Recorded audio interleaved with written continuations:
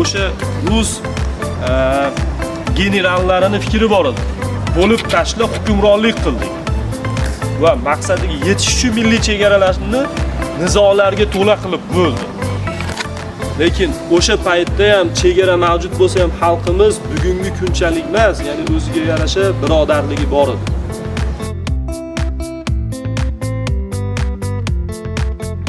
Xudo xohlasa, nomdor stipendiyaga harakat qilish va unga sazovor bo'lish.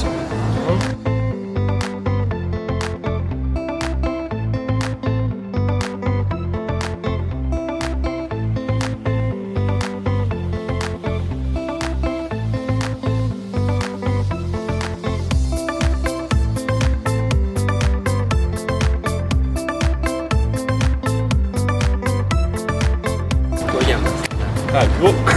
Shu yo'lak bo'yicha yuramiz. Yo'lak bo'yicha yuramiz. 20-maqsadi o'sha yo'lakda oxirrog'ida tugaydi. Mehruz uzoqroq turadi. Bu o'sha o'tmishdan kelajakgacha. Umrimizga soqchi bobolar xoki. Ular bizdan rozi bo'lishi uchun vatanni avaylab yashaylik toki.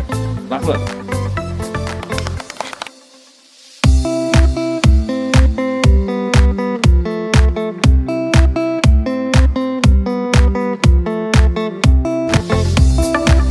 Xalq dengizdir, xalq to'lqindir, xalq kuchdir.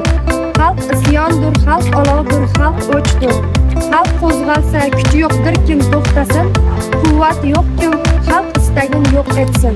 Xalq isyoni saltanatni yo'q qiladi. Xalq istagi toj va taxtlar yiqiladi.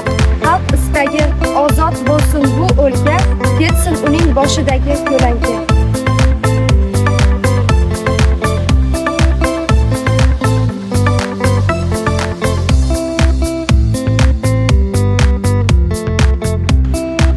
Qaysar Rum nayzasidan bag'rida dog' uzra dog' Chingizu botu tig'iga ko'ks qalqon o'zbegim.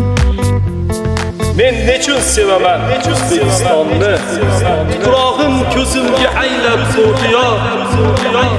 Nechun vatan deya yer u osmonni muqaddas atayman tanho. Aslida dunyoda aslo nima bor?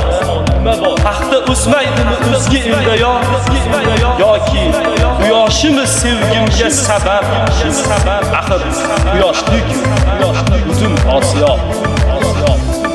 Shoirona so'zlar bilan avval men ta'zim qilaman ona xalqimga. Xalqim bugun seni boyliklaring uchun sevgan farzand bo'lsa, kechirma aslo.